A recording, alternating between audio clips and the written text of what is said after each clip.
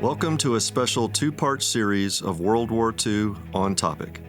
I'm Mark Calhoun, Senior Historian for the National World War II Museum in New Orleans. Today is June 5th, 2024. We are on the eve of a significant milestone, the 80th anniversary of D-Day. In this podcast, I sit down with Rob Citino, former Samuel Zemurray Stone Senior Historian at the Jenny Craig Institute for the Study of War and Democracy. Rob and I discuss the magnitude and historical context of D-Day 80 years later.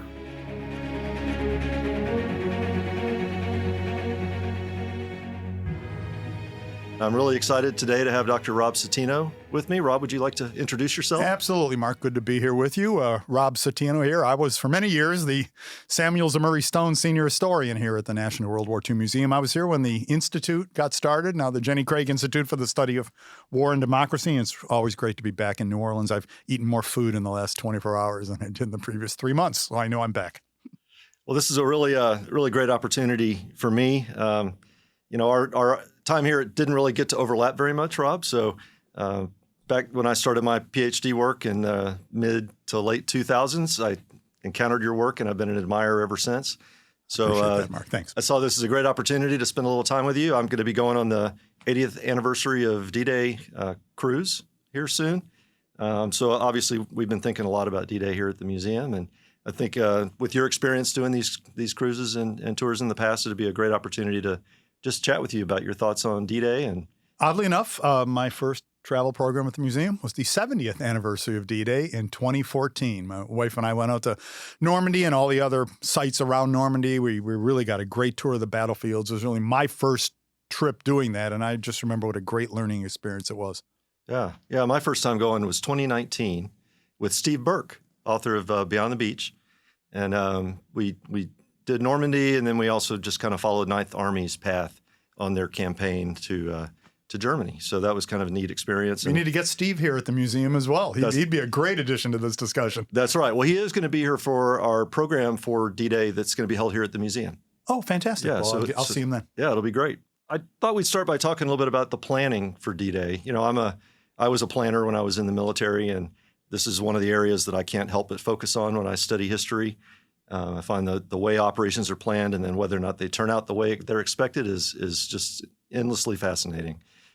So to me, one of the things that I find really interesting about the whole D-Day planning effort is the fact that it went on as long as it did without a commander.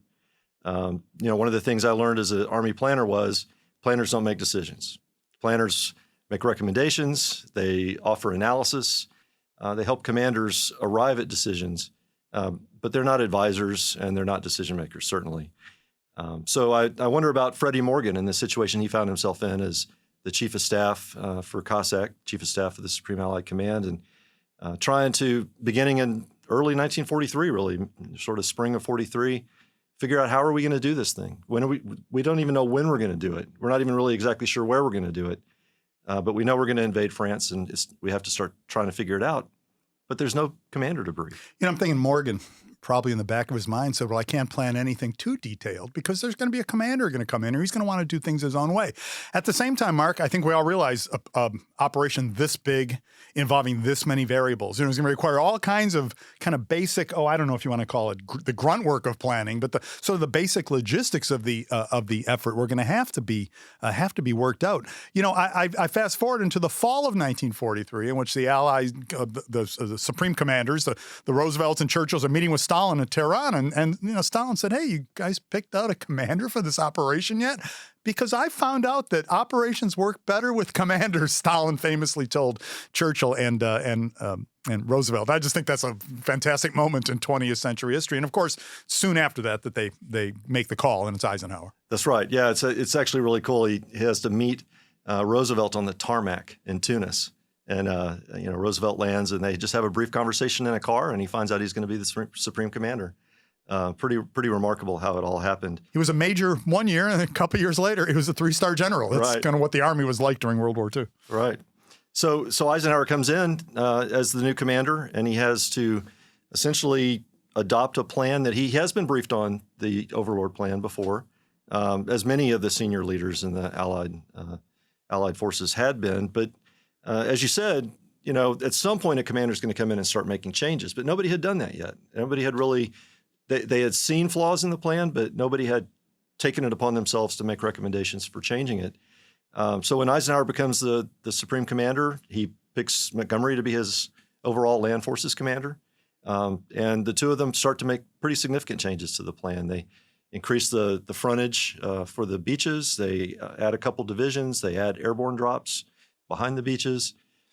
So there are some pretty significant changes. And I think Montgomery is in his element, just like he was during Operation Husky when, in May of 43, they just finished the campaign in Tunisia. The commanders can finally really pay attention to Husky. And Montgomery takes a look at that plan and says, wait, we've got two armies landing on two opposite sides of an island. How do they support each other? And insists on significant changes. And then the same thing happens before D-Day. Montgomery is known, I guess, as the ultimately cautious commander of the 20th century. And in fact, he winds up getting a lot of bad press for historians. Frankly, if I was a soldier and I had to be in somebody's army, Montgomery's not a bad one because I don't think he's going to waste my life needlessly. But, I often think of the Allied plans for the Normandy landing. I look at the beaches of France. They're going to land in France. Let's assume that. You could blast right across the English Channel into the Pas de Calais, and you're going to be in the teeth of the German defenses. It's 15th Army. It's where the Germans have the densest fortifications and the highest ratio of manpower. So that's high risk, but high reward. If you land there, you're halfway to Germany already. Well, I don't know. You could land near Bordeaux. The Germans don't have anybody there, but of course, so it's low risk, but it's also really low reward. You're going to be a long way, even if it works. And, Normandy often struck me as the kind of middle path, which I think was probably the right decision here, that you have a medium risk. The Germans are going to have some troops there, but it's not going to be their strongest beaches, and medium reward. You're not real far from Germany, but neither are you on Germany's doorstep. So it struck me as, I think if you have overwhelming superiority in manpower and material, and I think we could say the Allies did by then, I don't really see the need to get fancy. And the Normandy landing, to me, is the ultimate unfancy landing. Even the expanded version, Mark, as you said, even the airborne drops added all together. But it still seems to me to be that middle path. That's, I think, a good place to be as a planner for this operation. Yeah, I agree. And I think it's also, it wouldn't have made a lot of sense to land where Hitler expected us to land, right? The best deception plan is one where you're feeding the person you're trying to deceive what they already want to believe. So by landing somewhere other than Calais, we enabled the perfect deception plan. Probably one of the most just impressively successful examples of deception I think I can think of really in military history. The planners only expected it to last for a few days, maybe a week.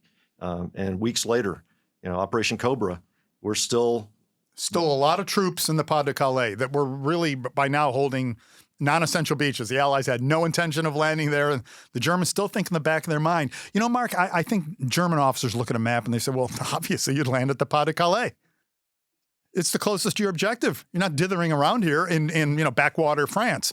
You're closest to where you want to be. And I think they just found it hard to break themselves of that notion that someone would land in essentially a non-essential beach, let us call it that, like Normandy. But you're right, it's supposed to last a couple of days, and weeks later, there's still troops sitting around the Pas de Calais, German troops, that could have been better employed elsewhere. Yeah, and even after after Eisenhower and Montgomery really take over the effort and they start to update the plan and they start to get closer to thinking about execution, there's still some significant issues with the plan as well. Some that maybe people didn't realize how big the issues were until later.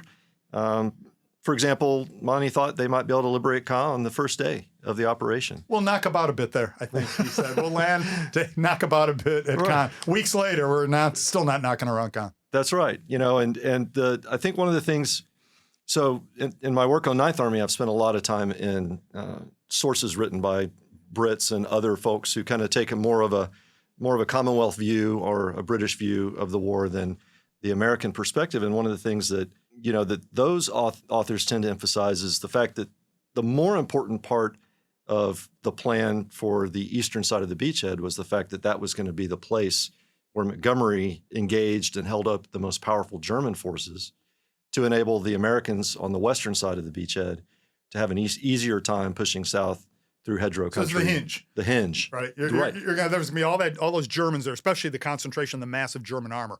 And Montgomery's going to kind of engage them, and his entire battle array then to the west is going to Right. swing to the south and hopefully head on into Germany. There was a lot of hopes that way. Yeah, and it's interesting. I know you've written a lot about operational art. I find operational art a fascinating concept. This idea that there's a level of war between the execution of tactics and the strategists figuring out how we're going to engage the enemy in these different campaigns. And I think it's an example of operational thinking. It's operational art in the plan. This sort of larger than just the tactics, but how are we going to make the situation such that the tactics will be easier to execute because the operational plan has this amazing sort of flank security element to it. I'm really glad you brought that up. Tactics. How is one of our infantry squads going to approach and engage a German squad of infantry? And that's tactics. You have to learn that, and there's a science to it. Then there's the art of strategy. So we're going to invade. Are we going to invade France, or are we going to invade Italy? Are we going to be active in the Mediterranean, or are we going to be active in the English Channel? But there's something between that. So we've decided to land in Normandy. Now, how are we going to get out of Normandy? Our big force, not just individual men infiltrating through German lines, but the big force. And the overall campaign has to have some kind of shape. Operational art or the art of operations, it's something that I've spent a lot of time considering during my career. And I'll say this, giving some thought to it beforehand is always a good idea. You don't want to say, okay, we're here. We're in Normandy. Now what? It's the last thing you want to be asking. It's the last thing your troops want to be hearing. They want to know there's some plan. And a lot of thought was given to this, before it happened. I don't mind saying I'm kind of a Montgomery fan. I have no big problems with Montgomery. I know that's heresy as an American. I've taught undergraduates my whole life. You say you like Montgomery, and half the class walks out. Well, 20 years ago, I would have gotten up and walked out. Oh, good. Life is a learning experience. That's right. I'm glad we can all contribute to that. That's right. Yeah, and so I think that's an unsung but really outstanding feature of the plan. Certainly the operational thinking that went behind it. But then on the other side of that coin, you have the fact that there wasn't a lot of long range planning that took place. Really, it's a World War II phenomenon in general. You look at Operation Husky in Sicily. We get on the beaches, and intentionally, Alexander didn't really think all that much about what happens after we've secured ourselves on the beachhead and started to expand it. We know that we're going to send, 8th Army is going to go up the coast towards Messina, and Patton's going to sort of protect the flank and move along. But there's not a lot of thought put into it. So when the contingency to head west, take Palermo, and then cut back to Messina, Patton's famous end run. That's right, the end run. That really could have been a contingency that was already discussed and anticipated, and instead it ends up looking, even though it was worked out with Alexander and Montgomery, it's portrayed by many historians as just Patton being Patton. Yes, right. Just thought about it one night and decided to take the whole army on a western swing. I'm just going to do it. From my perspective, so I've studied the Germans my whole professional career. It's still the subject that is of most interest to me. And Wellington, Duke of Wellington, famously said, "You never know what's on the other side of the hill in warfare. That you know what you have, you know what you intend to do vaguely, but you rarely know what the enemy has exactly, where he has it, what he intends to do with it." We look at this, the other side of the hill. I don't think the Germans were really had much of an operational thought, except somehow beating the landing, warding off the landing, defending the beaches successfully, and driving the Allies back into the sea. But there were all sorts of problems on the planning side. I don't want to turn this into a dissertation on the Germans, but not enough men, nowhere near enough materiel in terms of ships, planes, tanks. Most of their divisions, about half the divisions of France, were static. That is, they didn't have any transport, no trucks. Mark, you're a professional soldier. If I would say to you, we're going to send you up against this adversary, and they can't move, you'd probably be pretty happy about that. And what army is better at destroying adversaries through firepower than the U.S. Army? So it's a real advantage. Here at the National World War II Museum, we are obsessed. I am. Our visitors are with D-Day, and especially that central beach at Omaha. But I think we also need to realize that Omaha was somewhat of an anomaly. And if you don't mind, let me just go on with this for one more minute. The German corps that was defending the Omaha sector, there's 4 divisions. And one of them is, just sometimes we forget, defending the island of Guernsey, the Channel Islands, Guernsey and Jersey. I visited them a few years ago for the museum. The amount of concrete the Germans poured onto Guernsey, it's amazing the island hasn't sunk. So that's one division down. 2 divisions are static. They're numbered in the 700s, so still about the high numbers, and they're static divisions. They have no maneuver capability whatsoever. And then there's a single division. And the general commanding 84th Corps, the German Corps in the Omaha sector, plopped it down in the middle of the Omaha sector, in front of Bayeux and famous Omaha Beach. I often think what happened to the Americans in the opening wave at Omaha. You mentioned planners at the beginning. Nobody planned for them to run into a buzzsaw. It's just the luck of the draw. 5 beaches. The Allies got ashore at all 5 of them, and 4 of them made great progress inland on the first day. It was really only at Omaha, but I guess your luck is destined to run out sometime. Big German force versus big Allied force. At some point, there's going to be an Allied unit in front of a German unit or vice versa, and that's precisely what happened at Omaha. Yeah, it's really a true anomaly in the sense of historical anomalies. On the topic of the Germans, I can't help but think about as we kind of think about the people involved in all of this. There were a lot of things that Hitler did that kind of eased the way for us in this invasion, both executing it and then after the invasion, kind of moving into the Battle of Normandy itself, the campaign there in Normandy. So what was Hitler thinking? What was Hitler thinking? If only I had the answer to that question. It's a really good question. Yeah, Hitler had risen to the rank of Lance Corporal in World War II. He's not an officer. But, he had been under fire in trench warfare conditions. And I think trench warfare conditions still kind of defined warfare to Hitler. If he could throw the Allies into the sea or short of that, form some line in front of them and make them run against it into the teeth of German fire. That's perfect 1916 thinking, but unfortunately, we're almost 30 years down the road now into 1944, and you have the Allies who can form concentrations of men and tanks very rapidly and break through certain sectors of the line. It's no longer a line on a line as it had been in 1916 and 1917. So Hitler had some taken some decisions earlier in the war that proved to be inspired. Thinking of the campaign in France in 1940, France and the Low Countries, largely Hitler's, inspiration is unfair. General von Manstein came up with the plan, but Hitler recognized something in it that might work at a time when most of the professional officers in the German army thought it was foolhardy.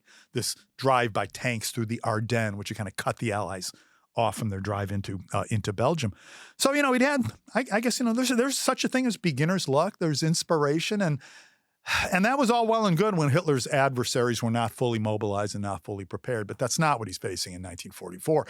And now his complete lack of understanding of modern tactics, of operations, and of strategy, I think it come home to roost. His decisions were no longer inspired. They were now just wrong. They were defective. Spending as much money, time, effort, concrete as he did on the famous Atlantic Wall was simply foolish. Under modern conditions, you don't build a wall. You build an army. If you want to defend a piece of ground, you don't build a wall any longer. You build an army. And what Hitler lacked in France was an army. And I think he refused to see that. He'd look at a division, it would be a flag on a map. And he would think full strength, 1941 style German division. But it'd be half that. Or 2/3 of that. Without, again, getting too deep in the weeds here, German regiments used to have 3 battalions per regiment, and now they had 2. Or these would be 3 regiments per division, and now there are 2. So these are drastically weakened. You have troops in these supposedly German units who are so-called Eastern troops. They're volunteers or POWs from the Eastern Front who'd been conscripted into the German army. Turkmen and Azeris and Armenians and Georgians. No slam on the manpower. The manpower is fine.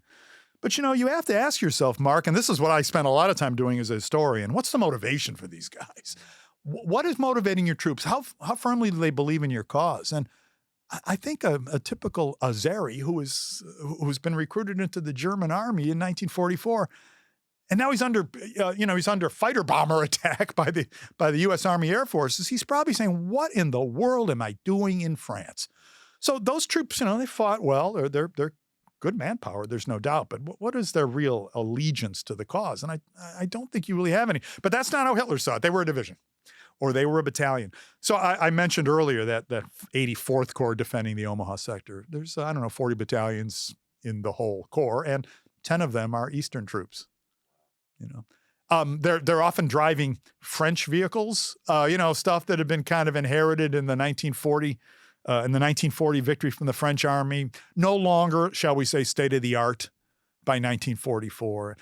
So there's one way of looking at a situation, and it's, the map situation.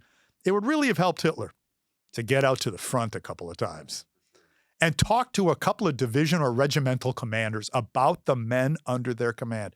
And if the situation were right and they felt comfortable enough, which is an if, he would have gotten an earful about the situation of the German, no one can see me right now, but I'm making air quotes, the German army that was in occupation in France by 1944. Yeah, and what's interesting, so kind of staying on the theme of leaders, despite all these challenges, Churchill really takes a long time to warm up to this idea of invading France on D-Day. He had significant reservations, and he also had an alternate strategy that he would have much rather pursued, which is attack anywhere but France. Anywhere but France. That's right. Up through Italy into the Alps to the Balkans, wherever, anywhere else but there. And it wasn't really until the final presentation of plans at St. Paul's School on the 15th of May that Churchill finally makes a statement in front of everyone that's supposed to show his unequivocal support for this invasion. And the statement is, I am hardening on this operation. I'm glad to hear that, because it's happening less than a month from now. Right. So I'm glad to hear that Churchill was finally starting to get on board. But even that, you hear the doubt. Mark, there's one word which I think explains Churchill's doubts about this whole venture, and it's Passchendaele. Now, Passchendaele was a battle in World War I, 1917, a great Allied offensive against the German lines in Flanders. It rained, it was muddy, the bombardment brought up the groundwater, troops were slogging forward in almost quicksand conditions, and it was a fiasco, and it cost hundreds of thousands of casualties. And in the back of Churchill's mind, maybe it's hard, it'd be difficult for this not to happen to him. The back of his mind is, am I going to launch another Passchendaele? I don't want my name to be linked in the future history books next to son of Passchendaele or whatever, the Normandy fiasco or whatever it would have been called. So it's interesting to hear that this is clearly not a man who's overly excited about the Normandy venture. Right, and he has to live with the Gallipoli issue, and he has the Dunkirk failure or the Dunkirk I mentioned Passchendaele. Maybe the word is Gallipoli. Good point. I mean, there's so many examples that Churchill can bring into his own mind to make himself doubt that this thing is even going to be successful. But on the other hand, you have the evidence of multiple successful amphibious assaults, getting better each time we execute them, and we have yet to be thrown back into the sea. So it's a fascinating thing to watch Churchill's very gradual warming to the operation. And then, at the same time, you have Eisenhower, who is, as the commander, he is obviously the force that has to keep this thing moving forward, has to ensure everyone is confident and understands their role. And I think, one of the things that I find really interesting is when you hear about the decision to go. So you have the plan is to go on the 5th of June, bad weather on the 4th of June, or 4th of June forces a delay decision. And so we're repeating the thing on the 5th of June. What's the weather telling us? Are we going to go on the 6th? And I don't know if you've heard this argument, but I've certainly seen more than a few people argue that we were going to go one way or another, unless there was a gale that was just going to prevent any sailing happening anywhere near the coast, that on the 6th of June, it was the last opportunity, how many weeks we would have had to send everything back to Britain and start over. Full moon, the conditions of the moon. The tides. Yeah, the tides. There wouldn't be that confluence again until sometime in late July, my understanding. Right. So it would have been a huge delay. So I think, to me, what's really interesting and really reveals the pressure that Eisenhower was under isn't so much this whole discussion of the decision to go. I think it's the failure letter that he writes and that he tucks away into his pocket. And when you see that failure letter, you understand the pressure Eisenhower's under and thinking about, on the eve of this invasion, what if it fails? How do I deal with that?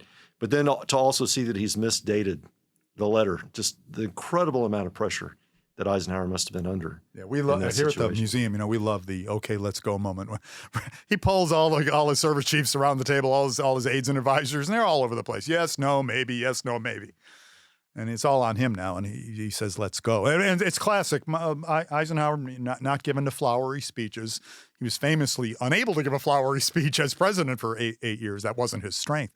But that simple, okay, let's go. But you're right. He covers himself in case who knows what might happen. And Notice that letter, they did the troops did all they could. Any failure is mine alone. It really is one of Eisenhower, I think one of Eisenhower's greatest moments. But yeah, I agree with you. I think by the 5th in their plan, I think the 6th was going to be it, because then you have a real problem on your hands of keeping that entire gigantic force in hand without letting news of it leak somehow.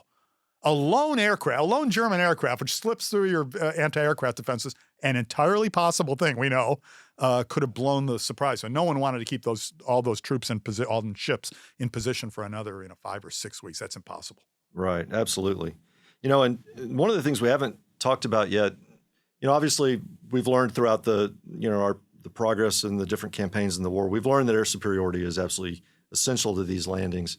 We also executed the transportation plan, and of course there were all kinds of the bomber war was going on. There were all kinds of aerial operations that took place. There were French resistance operations to cut communications and rail lines and marshalling yards, and so in the midst of all this activity to prepare for this invasion, there are a couple of really fascinating things from that. One is the fact that didn't give away the objective, right? We were still able to convince Hitler that the Pas-de-Calais was the objective, even though we were doing all this work to prep the battlefield in Normandy, which I just find really fascinating.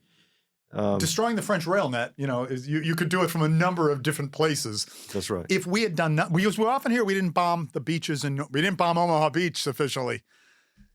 But this isn't a Pacific island. The Marines could lay off a Saipan, and they could bomb Saipan for 6 weeks if that's what they chose to do, and that's pretty much what they did in the course of our longer and longer bombardments. But if we just bombarded Omaha Beach or the Normandy coastline, we might as well have been sending Hitler a telegram about where it was that we intended to land. So it is very, very clever. And our great friend, the British military analyst Basil Littlehart, would say the indirect approach is to bomb the communication line, the rail lines, the roads leading into central France. Because from there you could do a great deal of damage. You could isolate Normandy, but you're not necessarily telegraphing your intentions to Hitler. Up until I'm glad we brought Hitler back into the discussion. He has a decision to make too. And look, Germany has a couple dozen really fine divisions. That's what they have in the army by now. They're Panzer divisions, or Panzer or tank armor divisions, we would say. So let's say you have 24 of them. You got to keep at least half of those, maybe more, in the east. That huge 900 or 1,000 mile long front facing the Soviet Union. So let's write off 12. Let's write off 14. Let's say you got 10 armor divisions in France. And what do you do with them? You have two commanders, and one is Rommel, the dashing Rommel, formerly the Desert Fox. That's a long time ago now, and now he's the Normandy Fox, I suppose. He's no longer in the desert. But he wants to keep those armor divisions massed near the coast. So when the Allies land and we figure out exactly where they're landing, we can drive them back into the sea. Our only hope, he says. His supreme commander, his superior commander is Rundstedt, the old school dude who wants to proceed by what used to be the book. And that's, the Allies, they're going to get ashore somewhere. Let them come in, and then we'll strike them a blow. And they're, when they're kind of straggling up off the beaches. And this is a debate that's never really adjudicated about what to do with those armor divisions. Keep them centrally located, or let Rommel have his way. And, Hitler does what probably you should never do. Okay, you have 10 divisions, you can each have 5. And so you take your trump card and kind of you fritter it away. And that's, that's the Allies had managed to keep the Germans guessing long enough about where they were landing that Hitler was forced into this expedient. And I do mean that. He gave 5 to Rundstedt to form into kind of a central reserve in and around Paris, and then 5 for Rommel to disperse around the coast. Neither plan is really good, but certainly if you have 10 of something in warfare, you want to put 9 of them. You want to gang 9 of them up on some crucial objective. And that way, if you have 10 objectives, why not give 1 division apiece, and completely fritter away. But I often thought that Hitler is in kind of an impossible position. I'm actually defending him right now because of the inability to locate where the point of the Allied main effort. Mark, I know as a former U.S. Army officer, you say Schwerpunkt all the time, the German for the point of main effort. And Hitler was never really able to determine just where the Allied Schwerpunkt was. And that led to what, you might consider the frittering away of his armor reserves.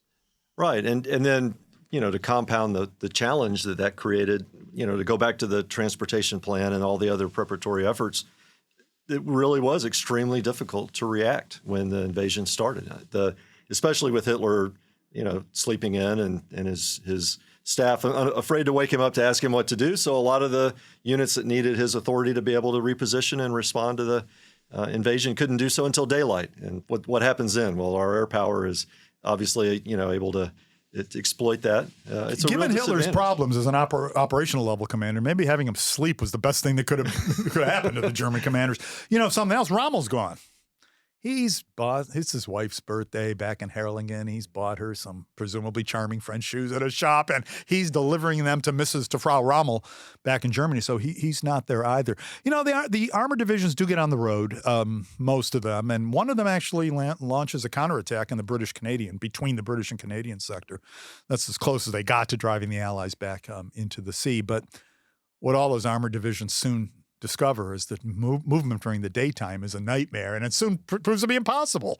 You're taking so many losses and so many delays in the approach march that by the time you would actually be in contact with the enemy, whatever force your armored thrust would have is probably already been lost. So this is the fate of the big maneuver units, the German armored divisions and mechanized divisions in Normandy, is to move at night. And moving at night has all kinds of problems, even today. But in the 1940s, we're talking about the French countryside. It's dark. Absolutely. And a lot of places you can take a wrong turn. A wrong turn, tiny roads. You're running over each other. You're running off-road into gullies on either side of the road. So you're moving at night. Movement by daylight just soon proved to be impossible. That's we're getting from the landing into the post-landing environment, but it's all, to me, one seamless problem, and it's the Allies have absolute air supremacy over the Normandy battlefield and over all five of the beaches they landed. One other thing that's really important to remember, we mentioned Steve Burke earlier in his book Beyond the Beach.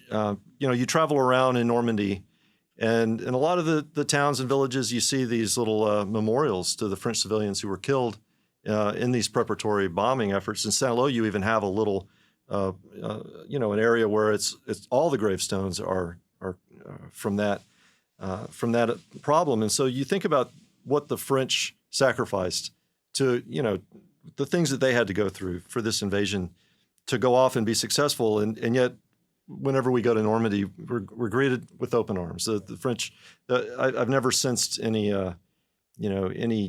challenges dealing with the French people. They're very respectful of us. Not in Normandy. Not in Normandy. As an American, you get bought drinks from one cafe in Saint-Lô to the other.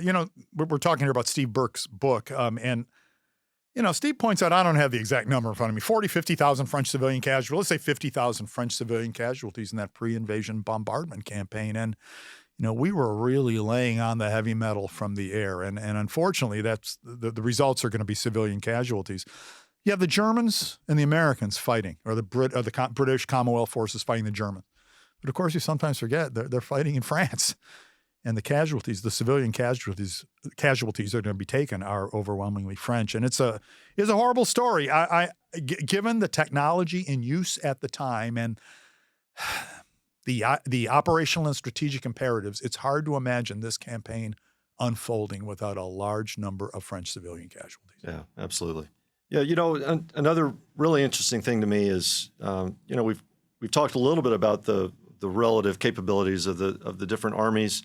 But within the alliance, you have a really interesting sort of shift in the balance of power after the D-Day invasion. Like most of the invasions in the European theater, the initial landings, you have more British and Commonwealth troops than you have American troops. But very quickly, within just a few weeks, American troops start to outnumber our allies. And by the fall, we have 2/3 of the divisions in the European theater are American divisions. So, you kind of saw this balance of power changing. You mentioned the Tehran Conference, where you definitely see a different relationship between FDR and Churchill and Stalin, as you saw previously. But I think you see it even more. There really is America rising kind of to the ascendancy in the alliance in France as this campaign plays out. We, as military historians, Mark, we're often called upon to justify our field. Why do you study military history? This event, the Normandy landing in 1944, is the transfer of global power from the previously dominant Great Britain, with its empire that spanned the globe, the sun never set on the empire, now to the industrial and financial giant of the United States. And that happens, as you point out, within a very, very brief moment of time. From in June, of course, Montgomery's the overall ground forces commander, and all of Eisenhower's aides, the very service chiefs, are all British. Lee Mallory and the others. But, soon this came to be an American show. We couldn't have won the European campaign without the British and Commonwealth allies. We just couldn't have had enough troops to cover the front, let alone form any kind of attack groups. But at the same time, this is clearly the end of British global supremacy and the rise of the new superpower. Soviet Union in the East, is not to get too far afield from our Normandy talk, it's a separate issue. The Soviets obviously are dominant land power in the East, but they're also taking such high casualties. I don't think the Soviet Union ever really recovered from World War II. Despite its status, it had nuclear weapons in the late 40s and into the 50s, and so it became seen as the other superpower. But its power and its economy were just dwarfed by this new giant of the United States. Yeah, absolutely. I guess we could transition a little bit to sort of the Normandy campaign itself. Sure. We've made it onto the beaches. We've managed to expand the lodgement, as they say. We've expanded our beachhead and started to push to the south, and I think what you see is an operational plan that really does work the way it was intended to work. Obviously, maybe a little more slowly. But the broader strokes of the idea, the concept behind the plan, generally work out about right. But there are absolutely some challenges, and I think the hedgerows obviously is one of those. Somehow, I guess planners had managed to convince themselves that the hedgerows wouldn't necessarily favor the attacker or the defender, which seems hard to understand now. But I've certainly read that plenty of places, and and I think another interesting thing to me as a planner is that this lack of long-range planning that we kind of touched on earlier.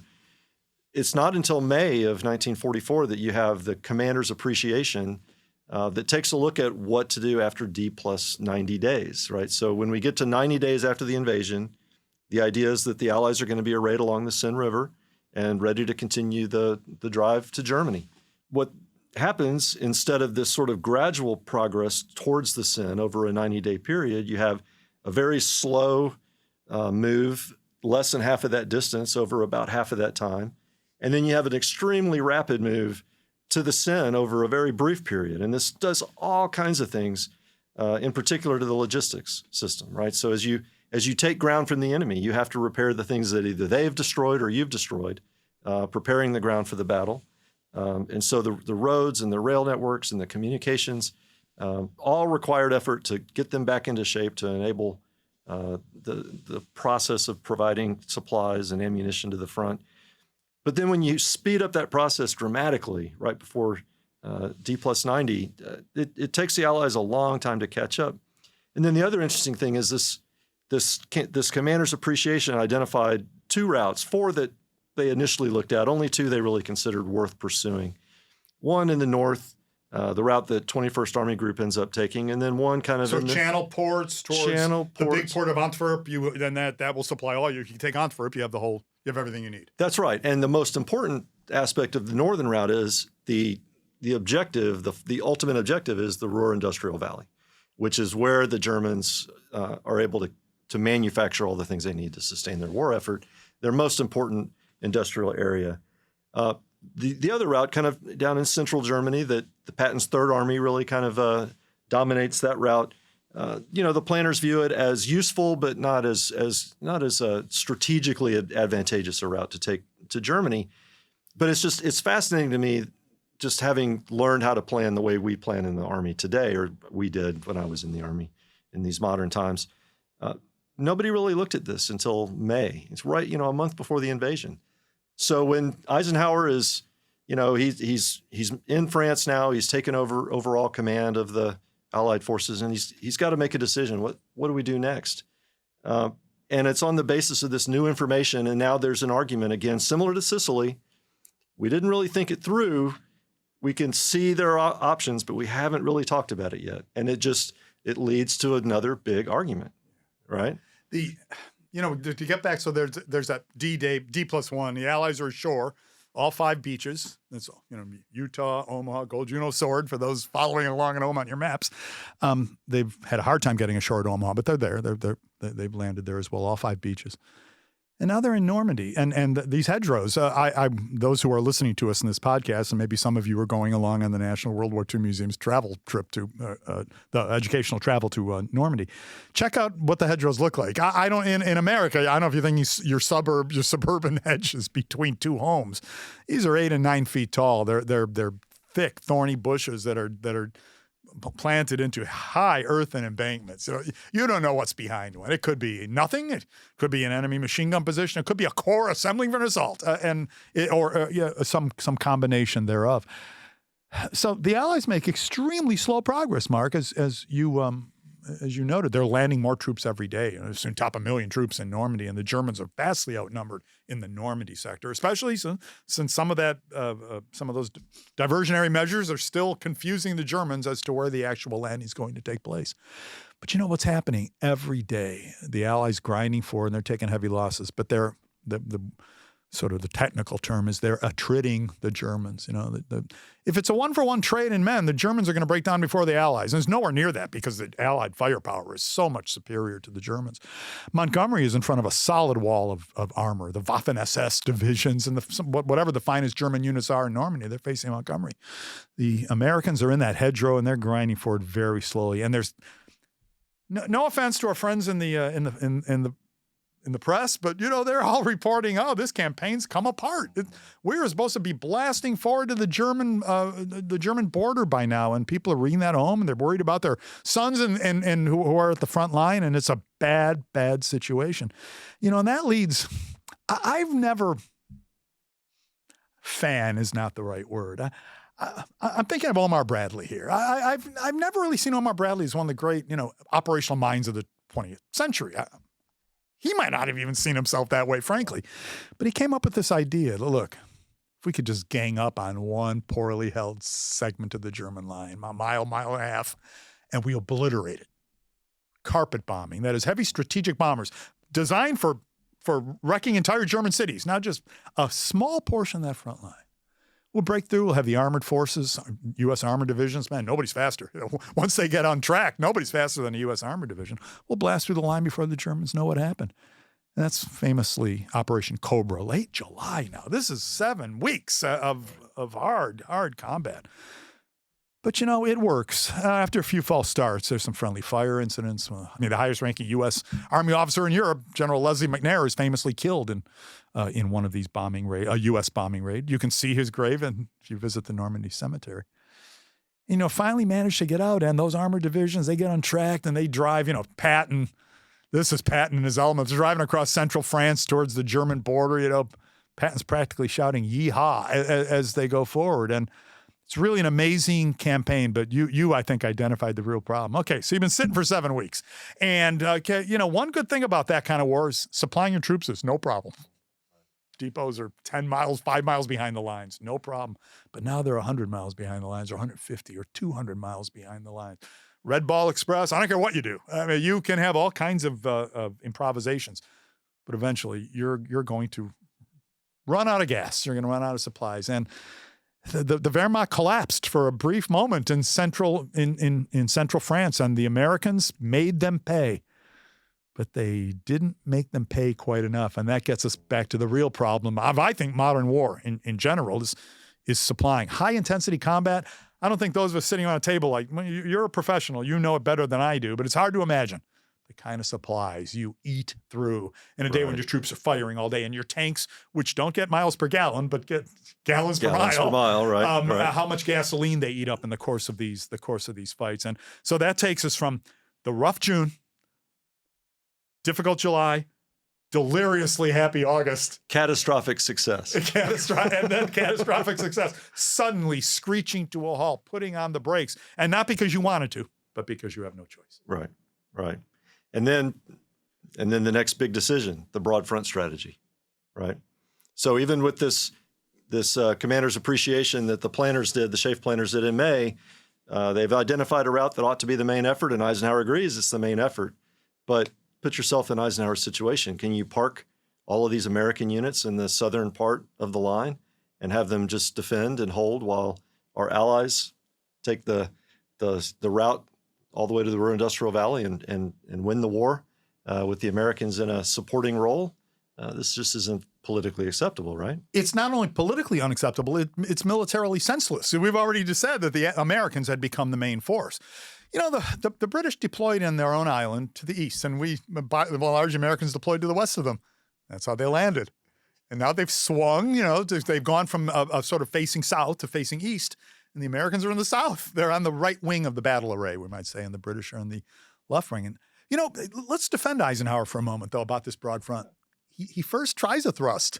He lets the British under Montgomery try a very risky, high-risk venture indeed, the great airborne landings of Operation Market Garden. And that's going to, a bridge too far, for those of you who love your war movies. And that's going to get, leapfrogging over these bridgeheads that are going to be seized by the airborne divisions. Montgomery's armor unit can drive into the Ruhr. And that, that goes wrong in about 15 different ways, which we don't need to belabor. But it's a very risky operation. 1 million things can go wrong, and 100 do go wrong, and it's just enough to derail the entire operation. And now this is what Eisenhower decided to do, and we can fault him. Let's first give him his due. We outnumber the Germans across the line. Let's just keep chewing our way forward. Sure, it's not going to be flashy. It's not going to bring instant success, but we will continue to put pressure on the Germans. We will continue to attrit units that cannot afford to be attritted. We will prevent the Germans from drawing out their armored divisions into some kind of position in the rear where they can rest, refit, and launch some kind of vast offensive that's going to catch us by surprise. That was the theory. On paper, everything I just said is completely logical and makes sense. The Germans managed to do that anyway, much to the consternation and much to the surprise of U.S. intelligence agencies. And that leads us into the December and the Battle of the Bulge, maybe our next podcast. Right. But there is a method to Eisenhower's madness. The Germans were baffled. Where's operational art? But the Germans would have put together some big armored thrust in one or two places, punctured the Allied lines, linked up behind, and formed a vast cauldron, a Kesselschlacht, the Germans call it. That's what they would have done. They all said that in their memoirs. We didn't know what Eisenhower was doing. We feel if we had Eisenhower's arm, we could have won the war in an afternoon. But from Eisenhower's perspective, he was winning. I think he knew he was winning the war. There's going to be a lot of hard fighting before it was over. But why risk anything? Why do anything more risky? If you think you're winning the war, just keep the pressure on, and eventually the Germans will break. I think, Mark, that when we look at wars across the globe, even today, big war raging right now in Ukraine, it's saying how far did the front line move on a given Tuesday? I don't really think is the crucial way to judge what's happening in modern conflict. It's very difficult for outsiders. We're not there, and I don't have the intelligence services to tell me exactly who's attriting whom when Ukrainian and Russian units meet. But something's happening out there, and I'm sure once it's all over, the historians will go in and be able to kind of explain it. But there's a certain sense. It's not flashy, and unfortunately, we military historians are guilty too. We like flash. Right. I mean, this is one of those places where it's kind of the invisible hand of strategy, right? Strategy returns to the fore in these situations because, strategy in the sense of what's our recruiting or what's our personnel policy? How deep are we going to dig bringing people in and having them serve in our units?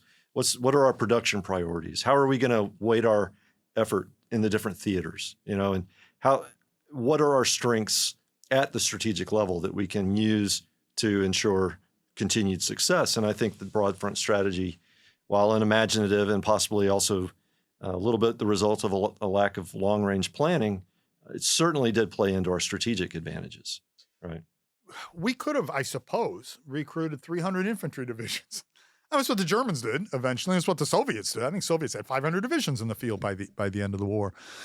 But strategic decisions were made at the highest level, that is starting in the Oval Office and then on down, that America could best contribute to the war by making sure production was running 24/7 and 150% at all times, which is essentially what we did. And so the Allied battle array in Western Europe is probably the best supplied force that has ever stepped foot on a modern battlefield. They had everything they needed. If you were a U.S. soldier and you wanted to hitch a ride somewhere, there was a vehicle to take you there. The American Army did not walk to work in 1944, as most of the Germans still were. Most German soldiers still were walking to work. So, if you've decided industry is the way you can best contribute to the war, that is almost certainly going to result in fewer men at the point of contact. Occasionally there's going to be disconnects between where there are going to be bottlenecks between how much has just gotten to Europe, how much of it has gotten forward to the frontline troops. But by and large, it worked well enough. Mark, you've seen the film Battle of the Bulge, I'm sure, and the German officer, his reconnaissance unit has just captured an American supply convoy, and it's filled with Boston cream pies. Because it's Christmas coming up, and apparently every soldier in the U.S. Army is going to get his own pie. And I forget what the line is, but the officer says, this is why we're losing the war. Look at the Americans. They can just load on supplies of any sort. I've taught military history to undergraduates. They're a pretty high energy bunch. I love talking about World War II. Let's say most of the class, not all, but most of the class is male. So there's a certain way they like to hear about World War II. And I often felt when I said, no one had more firepower than the U.S. Army, that my students sometimes thought I was criticizing us. That, what you mean we weren't the bravest? So I think all soldiers in World War, anybody who stands up to enemy fire is brave by definition. You don't run away, you're brave.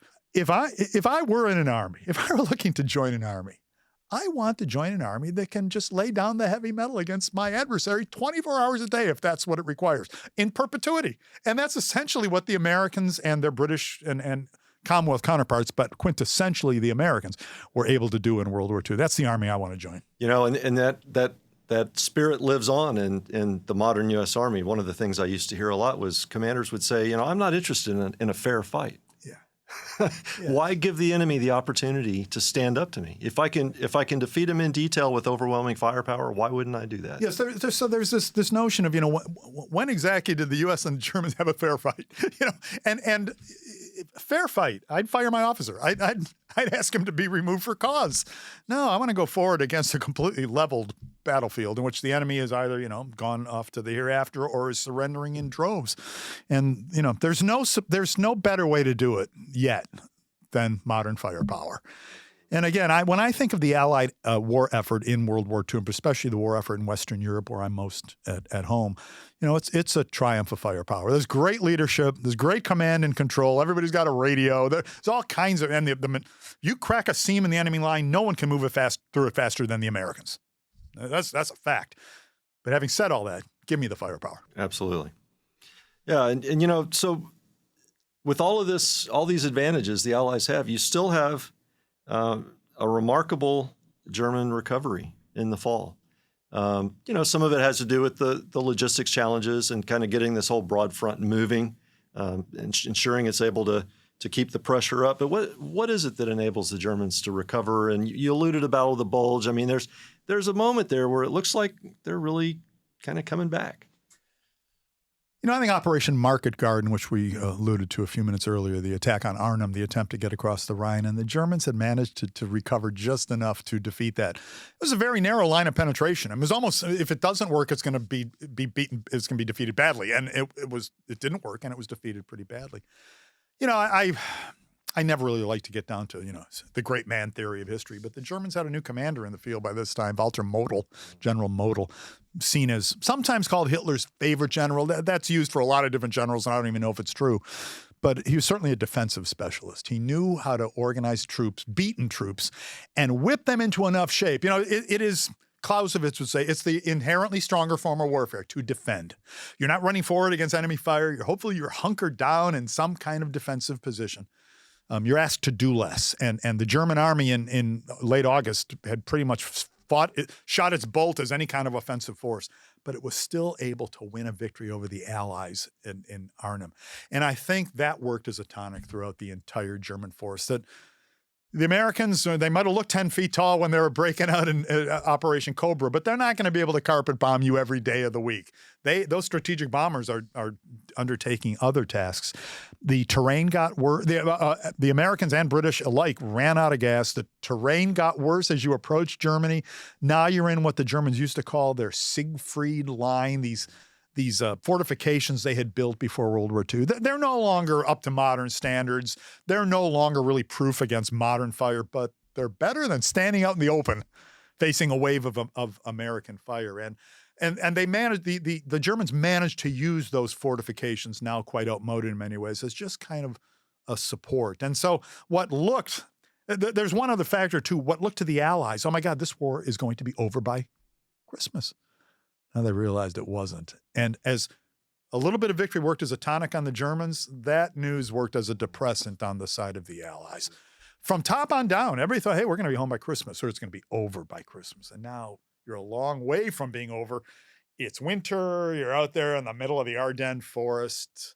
The Americans are scraping the bottom of their manpower barrel. They bring a division forward, the 106th Division, famously, just gotten to Europe.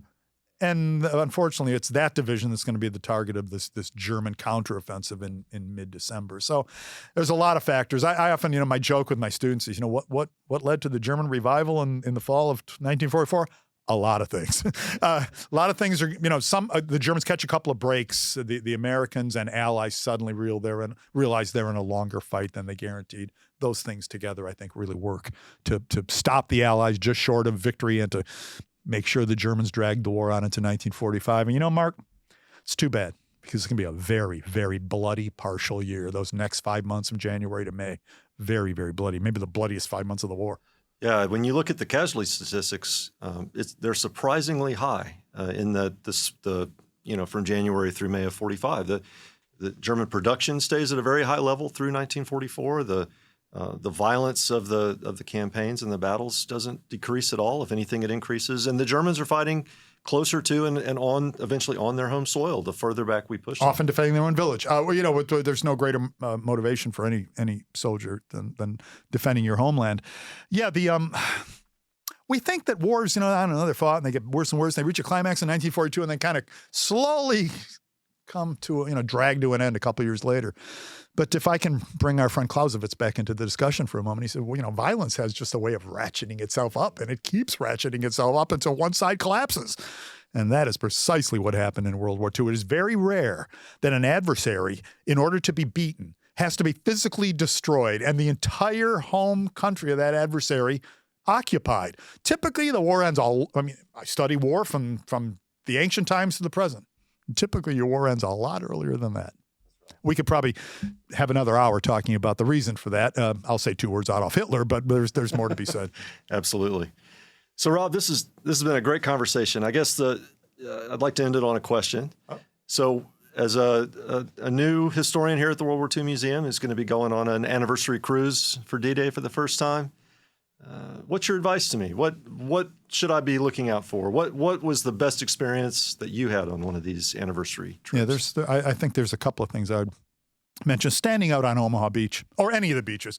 Omaha because we're Americans, and you'll feel the sort of emotional pull of what happened on Omaha Beach. You've seen photos of it 1,000 times, and you'll be standing there. And sometimes going to a modern battlefield, Mark, can be difficult. And there certainly are moments in the Normandy campaign. I'm thinking of the Falaise Pocket battle. Very confusing, swirling. You're not even sure you're on a hill. You're not sure what direction you're facing half the time. It can be difficult. But not so with an amphibious landing. You're going to be standing on the bluffs overlooking Omaha Beach, and you're going to be looking out into the ocean, and you can put yourself into the shoes of some German Lanzer, some German ground pounder who'd been deployed on the beach, and suddenly he looks up, and there they are. It looks like every ship the Allies own is suddenly sailing towards you, and the bombardment begins. And to me, that I've done it a few times now, and it never fails to be emotionally moving. The other thing is when you're in Normandy, is to remember that Normandy has thousands of years of history. It's where William the Bastard, the Duke of Normandy, who later invaded Britain and became William the Conqueror. It's where he was. That was his bailiwick. And you can go visit the Bayeux Tapestry, this what we call graphic novel, which he had commission of all these images of how his forces conquered England. So 2 things, really immerse yourself in World War II. You can do that at all of the beaches. At Arromanches, you can see portions of the Allied Mulberry, these sort of artificial harbors. They're still out there, and presumably they're going to be there forever. But also let yourself be carried away by the deep history of Normandy and really get to know Normandy on a little better level. You can do both, and each one is exquisite. They're just a wonderful experience. Yeah. So I guess another thing I think about a lot, this 80th anniversary of the D-Day invasion is it's a significant anniversary. There's been a long time has passed since the war, and one of the things that I know is a really important and moving part of these experiences is having the veterans on the trips at the sites in Normandy on the battlefield, interacting with the guests.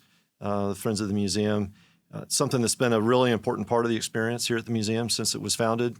But as we know, our veterans are growing fewer and far between every year. And this year we will have several veterans on the trip, but we're also concerned that this might be one of the last times we're able to do that. So I think that's a reason to be even more excited and also more sort of respectful and awed by the memory of what these veterans did and accomplished for us, and just a really important part of the opportunity to travel to France for this event. When you're on Omaha Beach with the U.S. Veteran of World War II, these guys are rock stars. So they're treated like rock stars by the visitors who are going along with them, by the locals. We should treat them that way. 16 million, give or take, Americans put on a uniform in World War II.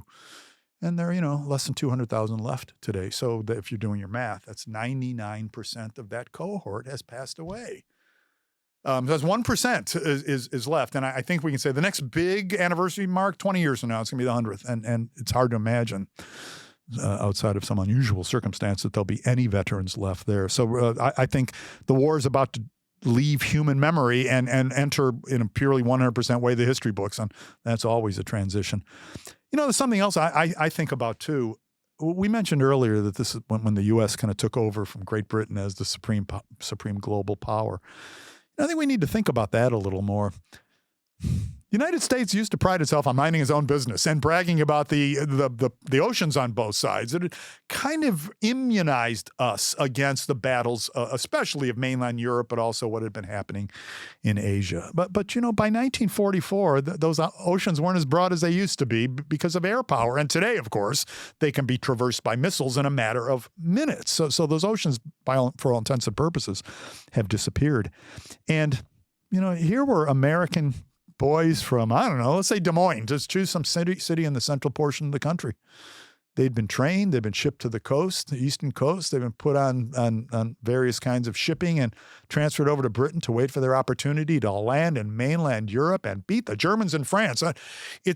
Sure, we had formed a force in World War I as well, but they didn't have to fight their way ashore.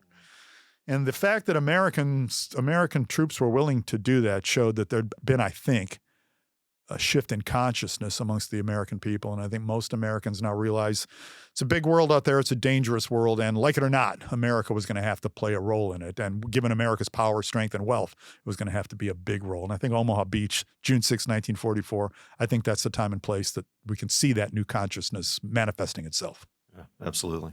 Well, great. Well, it's been a real pleasure talking to you. Likewise, Mark, it's a blessing. D-Day today. And I appreciate your time. Absolutely. Thanks so much for having me. Thank you. Thank you for listening to this podcast from the National World War II Museum. Join us for part 2 tomorrow, June 6th, for an episode devoted entirely to the voices of veterans who fought on D-Day.